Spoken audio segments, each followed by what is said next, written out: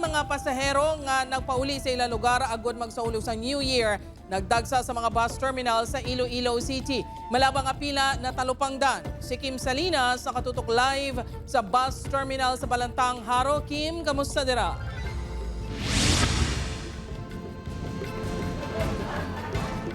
Jert, madamo na ang excited sa pagsugalaw sa bagong tuig karon sa tungang gabi gani. Madamo pa nga mga pasahero ang naghingagaw pauli subong adlaw. Talalopang doon ang malabang apila sa mga pasahero sa bus terminal sa Haro, Iloilo City pasado las 11 kainas ang aga. Kadungan sang pagdamos ang tao nga magapauli sa ilatag sa kaprobinsya agod magsaulog sang bagong tuig. Si Mitch nga pauli sa Rojas City, nagakalangkag na nga mag-enjoy karon sa gabi. Apang wala sinigin ekspektar nga magahulat ini sa masobra 30 ka minutos antes makasakay sa bus. Tindog lang gid sir, kaya wala ka man pong kuan diyo. Gadinugang na ang pasahero pero wala gapot ang series pang parowas. Makitaan man nga madugay ang pag-abot sa mga units ng bus kung ikumparar sa regular nga operasyon. Sa piyak sini, ginagwatan na lang ni Jonaline ang pila para makaupod sa karon ang iya pamilya. Ma-enjoy ka gyud kay kompleto ka mga family. Kag isa pa daw may ara ka musang bisan gamay lang handa. Lipay ka na. May mga dala naman nga pasulubong ang iban para sa pamilya. Nga regalo.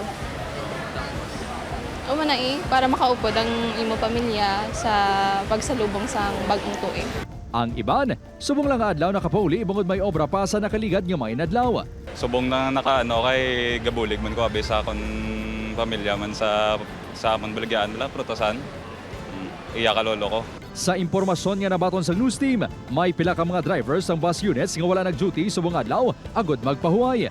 Apang sunod sa spokesperson sang bus company, naplastar na ang mga personnel nga nakatoka mag-duty sa holiday season. Wala naman na ginaalaw kasi may aral yun at sila yung rest day para sa nila ang mga driver na dapat physically fit sa pagbiyahe.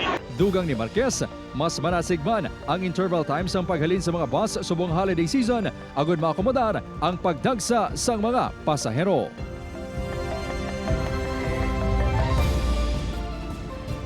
Jert, sa sining nga mga tinion, naghagan-hagan na ang kalabaon sa pila sa mga pasahero nga papuli sa northern portion sa probinsya sang Iloilo. Apang nagapabilin nga malaba ang pila sa mga pasahero nga padulong sa probinsya sang Aklan kag Rojas City. 6:30 p.m. ang last trip padulong sa Kalibo Aklan samtang 8 p.m. naman ang padulong sa Rojas City.